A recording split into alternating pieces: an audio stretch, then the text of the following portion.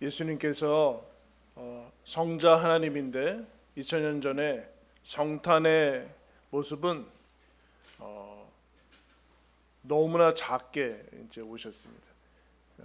등장하는 인물들을 거의 배치해 놓지 않으셨어요. 마리아와 요셉, 그리고 오늘 우리가 읽은 말씀처럼 동방의, 이름도 모르는 동방의, 이스라엘이 아닌 동방의 학자들 몇 명, 그리고 밤새워서 일하는 목자들 정도, 채 아마 10명이 되지 않는 사람들이 예수님의 탄생에 등장하는 인물입니다. 오늘 우리가 읽은 말씀에 보면 동방의 박사들이라고 나오는데, 여러분 10절 말씀 우리 다 같이 한번 읽겠습니다. 10절 시작.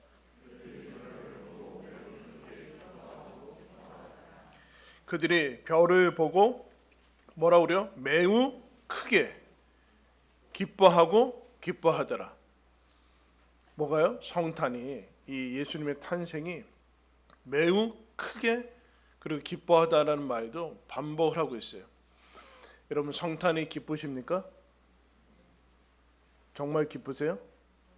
한 청년 정도까지만 기뻤던 것 같아요. 성탄이. 아이들 때는 그냥 기쁘고 좋고 선물도 주고, 중고등학교 때도 그냥 설레고, 20대에도 좋았던 것 같아요. 이제 30이 되고 그 이후에 시간이 지나면서 성탄은 그렇게 기쁜 것은 아니었던 것 같습니다. 그냥 별 다르지 않는, 매해 반복되는. 근데 오늘 이 동방의 박사들은 매우 크게 기뻐하더라 라는 얘기를 하고 있어요. 그 성탄은 우리 매해 우리들한테 그렇게 묻는 거예요. 이제 하나의 영적인 상태를 점검하는 거죠. 너는 성탄이 기쁘냐? 정말 기쁘냐? 그렇게 묻는 거예요. 여러분 오늘 우리가 읽은 말씀 그 뒤편에 이제 보면 19절에 이렇게 얘기합니다.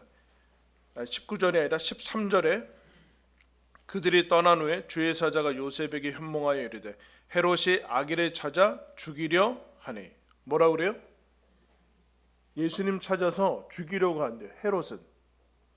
헤롯의 당시에 여러분 유대의 이제 왕인데 부귀영화를 다 누리고 있는 사람이죠.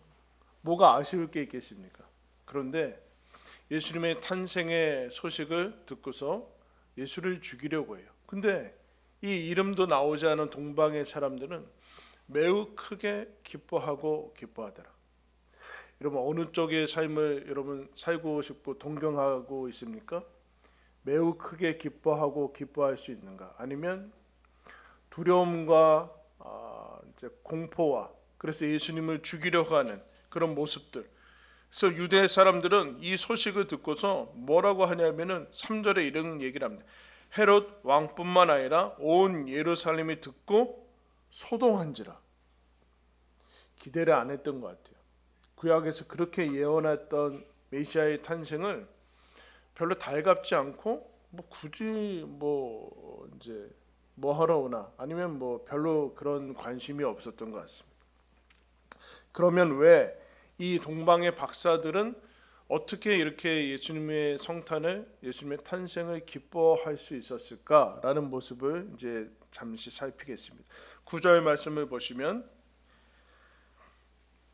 박사들이 왕의 말을 듣고 갈새 동방에서 보던 그 별이 문득 앞서 인도하여 가다가 아기 있는 곳 위에 머물러 서 있는지라. 여러분 이 사람들은 오랜 역사가 있으니까 이스라엘의 그 많은 그 소식들을 들었을 겁니다. 이스라엘의 구약 성경도 알았을 것이고 메시아가 나온다는 소식도 들었을 텐데, 이들은 동방에, 유대인이 아닌 동방에 있는 사람들인데 별을 보고 메시아가 탄생했다라는 그런 신호를 받고서 별을 찾아서, 여러분 별을 따라서 여기까지 옵니다. 먼 거리를 왔겠죠. 여러분 먼 거리를, 발걸음을 가지고 왔습니다. 여러분 오늘 교회 올 때 발걸음이 어떠셨어요? 좋으셨습니까? 네? 그게 지금 나의 상태인 거예요. 나의 상태. 이들은 그 먼 거리를 마다하지 않고 그 예수님의 그 탄생을 경배하기 위해서 여러분 옵니다. 거리와 힘든 곳과 국경을 넘고 도보로 걸었겠죠. 그 힘든 것에 별로 신경을 쓰지 않았다는 거예요. 그럼 내가 예수님을 처음 믿고 은혜 받을 때는 여러분 교회 오고 거리가 걸리고 시간이 걸리고 여기에 불평 갖지 않았어요. 근데 어느 순간 이것이 반복되고 내 영적인 상태가 좋아지지 않을 때 제일 먼저 나오는 것은 기쁨이 없어지죠. 그냥 당연히 모든 게 귀찮아지죠. 교회 오는 것도 귀찮아지고 걸어오는 거. 여러분 여기서 4시간 걸려서 오신 분은 없어요. 제일 멀리서 오신 분이 뭐 인천 쪽에서 오신 분 계시는데, 근데 그거와 상관없이 이 사람들이 동방에서 예수님을 따라서 오는 그 모습들을 보게 돼요. 발걸음에 따라오는 거죠. 예수님을 향해서 오는 거예요. 예수님을 향해서 방향을 잘 잡은 거죠. 여러분 헤롯은 예수님을 향해 있지 않았어요. 그러니까 삶의 방향, 이들은 왜 삶을 기뻐할 수 있었을까라는 것은 방향을 잘 잡았기 때문에 그렇습니다. 방향을 잘 잡아야지만 예수님을 향해 있을 때만이 그 기쁨이 주어질 수 있어요. 방향이라는 것은 여러분 목적이죠. 다른 말로 얘기하면 목적. 무엇을 위해서 살 것인가? 예수님을 향해서 예수님을 위해서 살면 기쁜데 예수님이 예수님이 나를 창조하시고 나를 구원하시는 나를 사랑하시는 분이기 때문에 예수님을 향해서 있을 때 우리 영혼 가운데 예수님이 기쁨을 부어주세요. 그런데 그렇지 않고 다른 방향을 향해서 다른 목적을 위해서 살 때 우리는 다른 것들은 풍성하고 풍요로울지 모르지만 물질적으로 아니면 다른 지적으로 그런 것으로 풍요로울지 모르지만 헤롯처럼 고위 자리에 앉을지는 모르지만 기쁨은 없어요. 명심하셔야 돼요. 하나님께서 주신 것이 무엇인가? 2000년 전에 이 땅에 예수님이 오셔서 이스라엘이 바뀐 게 뭔가? 이스라엘이 로마의 압제에서 벗어났는가? 아니면 제자들의 삶이 좀 나아졌는가? 그런 게 아니잖아요. 제자들은 여러분 예수님 믿자마자 순교로의 행렬에 들어갔고 핍박과 박해에 들어갔고, 그런데 여러분 제자들은 어떻게 했어요? 세상 사람들이 다 누리고 있는 그 사람들과는 전혀 다른 기쁨을 누리고 있었어요. 능력받는데 기뻐했고 순교 당하는데 기쁨으로 가고 세상이 이해하지 못하는 것이죠. 예수님이 주신 기쁨이 그들에게 있었어요. 무엇일까요? 삶의 목적과 방향을 이제 확실히 알았어요. 내가 예수님을 위해서 살면 되는구나. 예수님을 따라가면 되는구나. 이제 그 목적과 삶의 방향을 이제 방황하지 않고 내 마음을 정하게 됐다. 이분이 메시아구나 라는 것을 여러분 얘기를 하고 있습니다. 그런 다음에 그 다음에 이 사람들에게는 무엇이 있었는가? 11절 말씀 보시면 집에 들어가 아기와 그의 어머니 마리아가 함께 있는 것을 보고 뭐라고 그래요? 엎드려 아기께 경배했다. 엎드려서, 여러분 아기가 이제 예수님이 있을 곳이 없어서 짐승의 밥그릇에 이렇게 구유라는 곳에 이제 누워 있는데 그 아기를 보고 여러분 아이고 귀여워라 이게 아니라 엎드려서 경배합니다. 경배. 삶의 자세와 태도에 대해서 얘기를 하고 있어요. 삶의 자세와 태도. 여러분 삶의 자세와 그 마음의 높이가 높은 것을 뭐라고 합니까? 교만하다 그래요. 교만하다. 교만한 사람들의 특징은 기쁘지 않아요. 기뻐할 줄 모르죠. 일이 잘 됐을 때는 잠깐 좋아할 줄 모르지만 이 예수 그리스도가 구유에 누워 있는 이 아기, 그야말로 비천한 모습으로 와 있는 그 아기께 기꺼이 엎드려서 경배하는 이 삶의 자세를 여러분 보셔야 됩니다. 흔히 겸손하다고 하는 모습인데 삶의 이 낮은 자세를 보게 됩니다. 그들이 왜 이 아기께 경배를 하는가? 아기였는가? 지금 무슨 예수님께 뭐가 있어요? 권세가 있어요? 뭐가 있어요? 그런데 하나님이 보내주신 메시아라는 사실을 믿고 그에게 경배하면서 엎드립니다. 그러니까 경배할 대상, 내가 경배하고 예배할 대상을 찾은 거, 그럼 그게 기쁨의 이유예요. 그러니까 여러분 예배 드리는 것이 저와 여러분에게 기쁨이 되어야 됩니다. 아멘.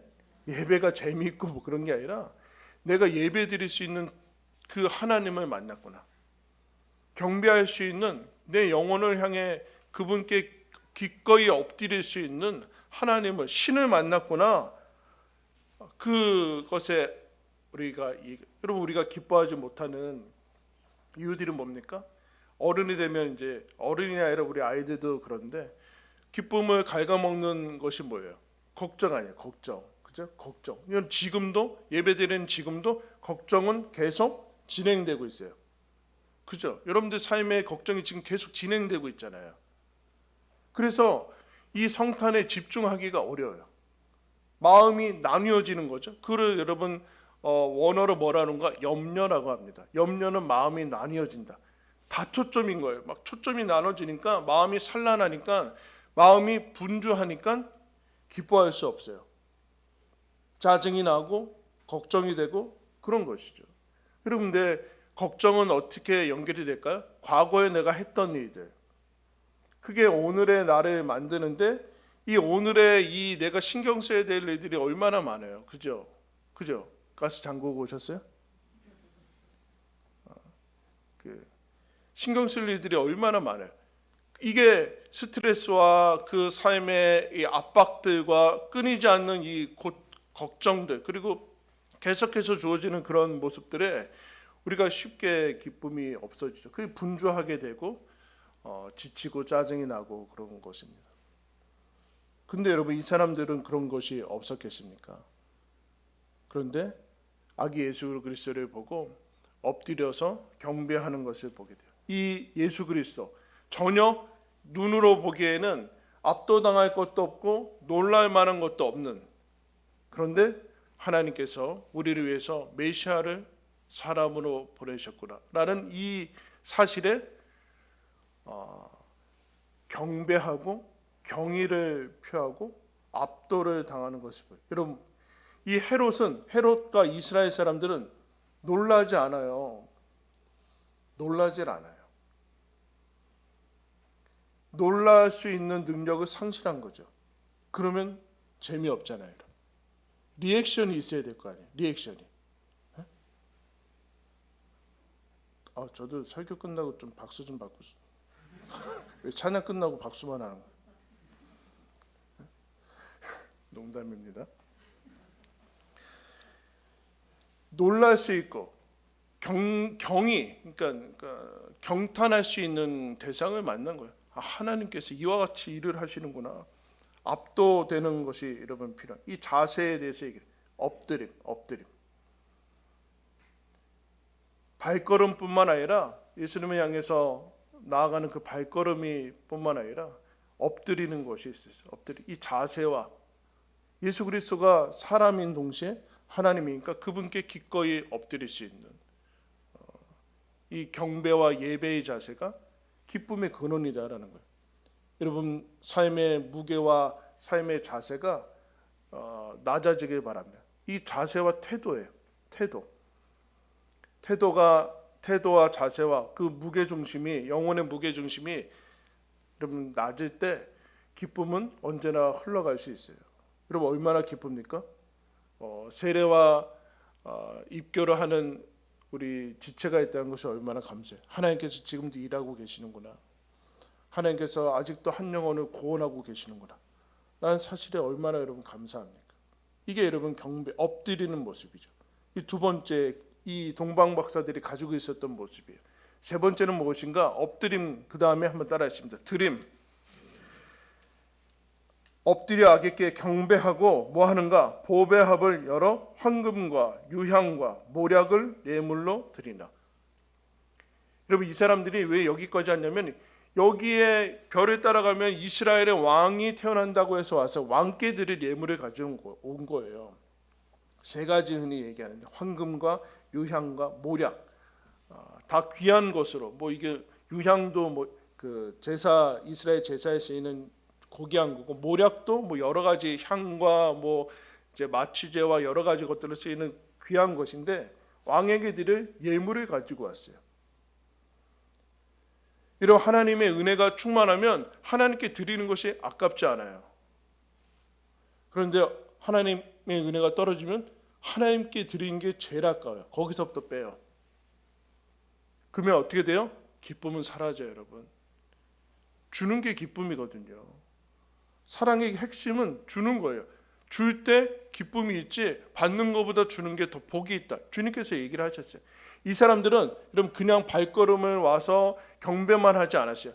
자기들이 준비할 수 있는 최선의 것들을 가서 예물을 드렸어요. 왜요? 아깝지 않은 분을 만났기 때문에 그래요. 아깝지 않은 분.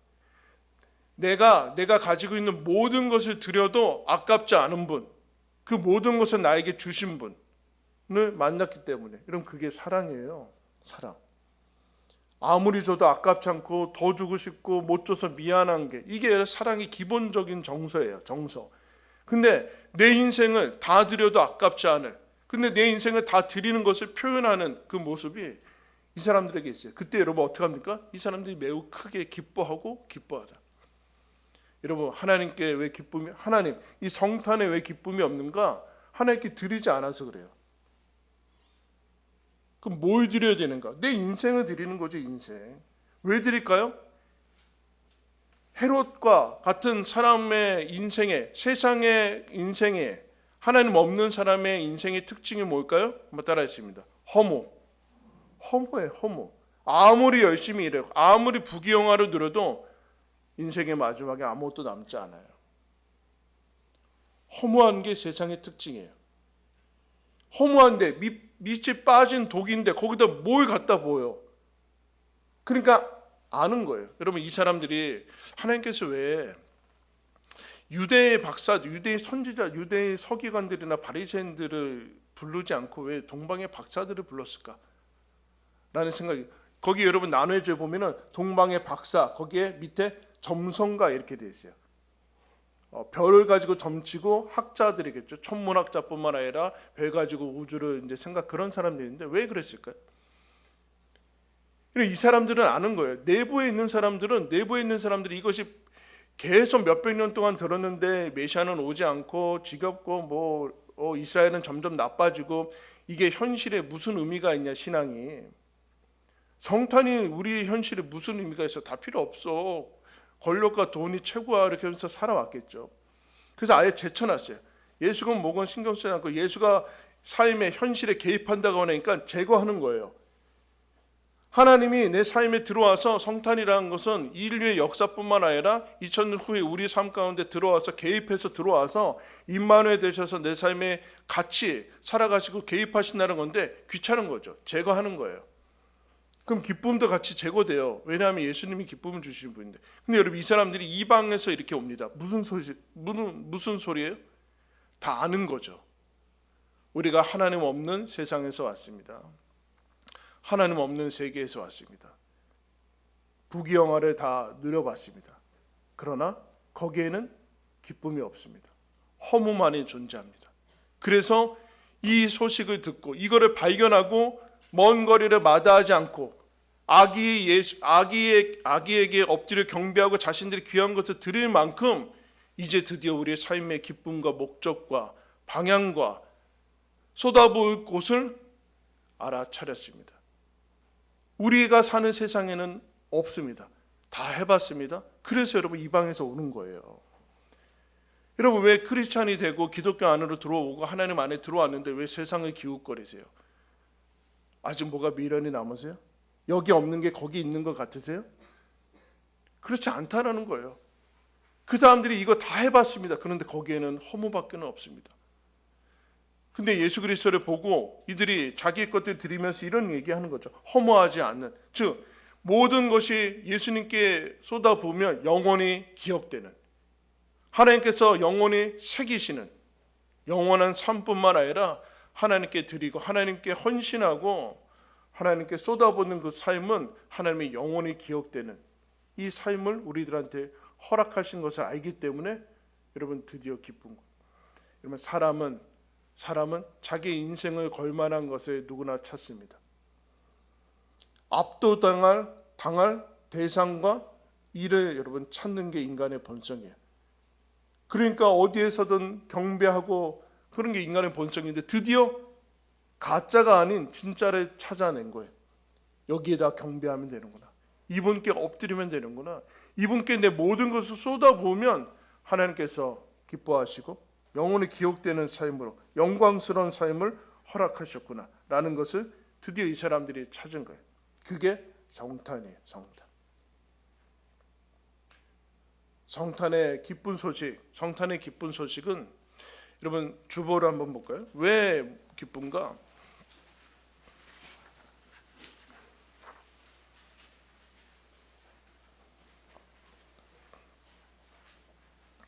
가운데 주보 앞 가운데 보면 아타나시우라스라는 이 고대 이제 하나님에 대한 교리를 확립한 사람인데 이렇게 얘기합니다. 예수님이죠. 그분은 우리를 일으켜 세우려고 내려오셨다. 그분은 타락한 자들이 불멸을 입도록 타락한 세상 속으로 내려오셨다. 그분은 우리가 능력으로 일어서도록 우리를 위해 약해지셨다. 그분은 우리에게 불멸을 주시고 죽은 자들에게 생명을 주기 위해서 죽음 속으로 내려오셨다. 마지막으로 그분은 결국 죽게 되는 우리 인간들이 부활하도록 죽음이 더 이상 우리를 지배하지 않도록 인간이 되셨다. 여러분 성탄은 매해 우리들한테 다시 찾아와서 얘기하는 거예요.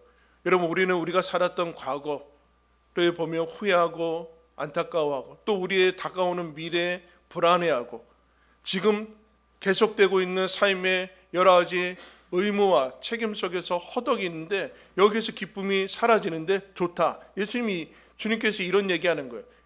2000년 너희들 이전 때문에 과거 때문에 힘든데 2000년 훨씬 전으로 가라. 그때 내가 아들 예수를 보내서 구원을 시작했다. 너희들이 두렵고 떨고 불안해하는 그 미래 좋다. 훨씬 더 앞으로 가라.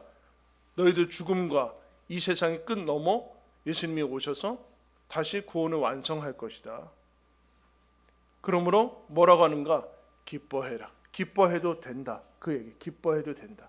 너 지금 이런 걱정이 있고 근심이 있고 안 풀리는 것들이 있고 과거에 그런 어려운 점들이 있고 흠이 있고 미래도 불확실하지만 그런데 성탄이 예수님이 이 땅에 오셨으니까 뭐라고 그래요? 기뻐해도 된다. 우리 옆에 사람한테 인사할까요? 기뻐해도 됩니다. 여러분 그 걱정이 있는데 기뻐해도 된다고 얘기하시냐? 기뻐해도 된다. 그거 다 해결된 다음에 하는 거 아니에요? 2000년 전에 예수님이 오셔서 이제 내 인생이 주님께 붙들린 바 되었구나. 이 기쁜 소식이 나의 것이구나. 이 현실과 내 삶 전체보다 더 큰 틀, 더 큰 세계, 더 큰 구원이 나를 이미 포함시켰고 구속했구나 라는 것을 알아차리라고 성탄이 있는 겁니다. 여러분 동방의 박사들이 매우 크게 기뻐했다 라는 그 말씀이 여기 있는 모든 분들에게 동일한 기쁨으로 또 충만하기를 예수님의 이름으로 축원합니다. 기도하겠습니다. 하나님 아버지,